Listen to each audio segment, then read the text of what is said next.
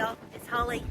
My son brought me a new tripod, so maybe we'll get some better videos now without all of the messiness that I was doing. So today, on this bright blue sunny day, I've got a couple of things I'm gonna plant, and then I'm going to work on the irrigation system for inside the garden, and also the buckets. The buckets, I really just have to put what I had last year in place, so that part will be easy. My husband's over there. He's still working on the water lines to get them to the garden.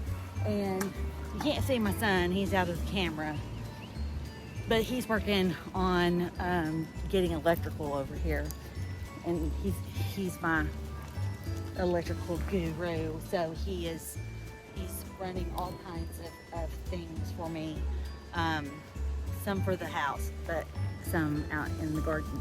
So watch us on our bright blue sunny day. I did put sunscreen on, so I kind of have sunscreen eyebrows, so when you are as pale as what I am, you make sure that you do this. All right, here we go.